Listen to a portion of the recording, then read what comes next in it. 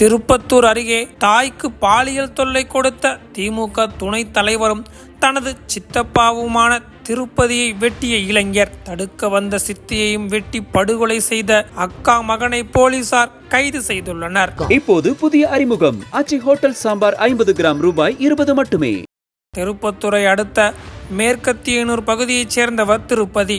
இவர் திமுக மற்றப்பள்ளி ஊராட்சி மன்ற துணைத் தலைவராக இருக்கிறார். இவருக்கு வசந்தா என்கிற மனைவியும் 2 பிள்ளைகளும் இருக்கின்றனர். அவர்கள் இருவரும் வெளியூரில் கல்லூரியில் படித்து வரும் சூழலில் திருப்பதி மற்றும் வசந்தா தம்பதியினர் விவசாயம் செய்து வருகின்றனர். இச்சூழலில்தான் கடந்த 7ஆம் தேதி திருப்பதி வீட்டிற்குள் நுழைந்து அவரையும் அவரது மனைவி வசந்தாவையும் 2 பேர் சரமாரியாக வெட்டியுள்ளனர். இதில் வசந்தா சம்பவ இடத்திலேயே உயிரிழந்தார். இரத்த வெள்ளத்தில் உயிருக்கு போராடி கொண்டிருந்த திருப்பதி அருகில் உள்ள மருத்துவமனையில் அனுமதிக்கப்பட்டுள்ளார். இச்சம்பவத்தில் கொலையாளிகளை பிடிக்க வழக்கு பதிவு செய்து திருப்பத்தூர் டிஎஸ்பி ஜெகநாதன் தலைமையில் 3 தனிப்படை அமைத்து போலீசார் தேடி வந்தனர். போலீசார் சிசிடிவி காட்சிகளை வைத்து விசாரணை மேற்கொண்ட போது வசந்தாவின் அக்கா சாந்தியின் மகன் ரேணுகுமார் மற்றும் அவரது நண்பர் கெவின் ஆகியோர்தான் இந்த கொடூர கொலை சம்பவத்தில் ஈடுபட்டனர் என்பது தெரிய வந்தது.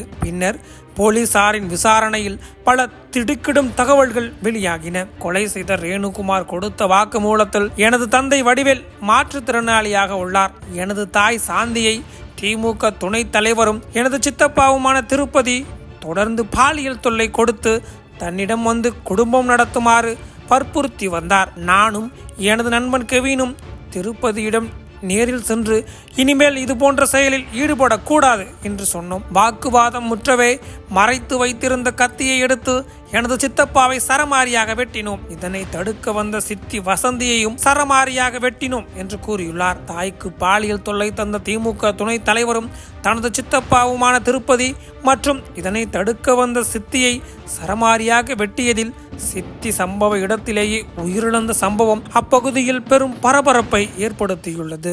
இப்போது புதிய அறிமுகம் ஆச்சி ஹோட்டல் சாம்பார் 50 கிராம் ரூபாய் 20 மட்டுமே.